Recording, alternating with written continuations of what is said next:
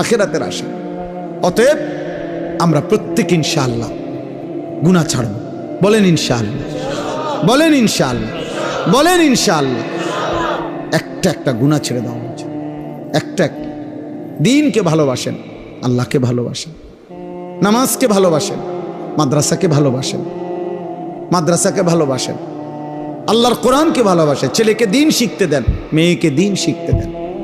এতটুকু তো কমপক্ষে হবে। আখলাক শিখবে, হালাল হারাম শিখবে, আখিরাতের কিছুটা হলো ভয় আসবে। একদিন হয়তো গুনাহ ছেড়ে দিয়ে নেককার হয়ে যাবে। এলেম কখনো ঠকায় না। কোরআন সুন্নাহর এলেম মানুষকে কখনোই ঠকায় না। শয়তানের ওয়াসওয়াসায় যদি কখনো এলেমওয়ালারও কোরআন সুন্নাহর এলেম আছে, কিন্তু তার দ্বারাও যদি কখনো কোনো গুনাহ হয়ে যায়, আল্লাহর দয়ায় আজ নয় কাল কোরআন সুন্নাহর এই এলেমের আলো তার ধীরে ধীরে অচিরেই একদিন গুনাহ থেকে ফিরায় দেয়। এই জন্য মূর্খ থাকা অভিশাপ। কোরআন সুন্নাহ জানেই না, ও ফিরবে কোথা থেকে? অত পাক নাফাকের মাসলাই জানে না, তে এটার গুরুত্ব বুঝবে কি? অত পবিত্রতার গুরুত্বই বোঝে না। এই জন্য না আমাদের ছেলেপেলেরা পেশাব করে পানি নেয় না, অত জানেই না এটার মানে কি।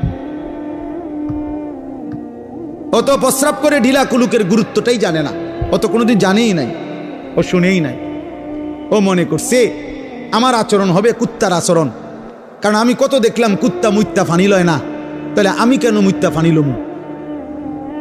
হ্যাঁ বলে সোজা হিসাব। ও মা, রাগ হইলে আপনি পানি লন, আপনি টয়লেট পেপার ব্যবহার করেন।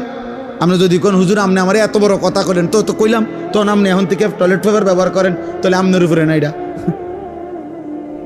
কথা বলে না। কাজেই সোজা হিসাব, সোজা হিসাব। আমি তো প্রায় বলি, বেটা তুমি যদি বিবেক থাকে, একটা ছেলে মনে রাখো বাবা, তুমি নিজের চোখে দেখো যে মসজিদে যখন 5 ওয়াক্ত নামাজের আজান হয়, তুমি নিজে কালকে দেখো আজান যখন হয় তখন কুত্তা খেউ খেউ কইরা ওই জায়গার থেকে সরে যায়, কুত্তা ঘেউ ঘেউ করে সরে যায় ওই জায়গার থেকে, আর ইমানদার মোমেন সে মসজিদের দিকে ঢোকে নামাজ আদায় করতে।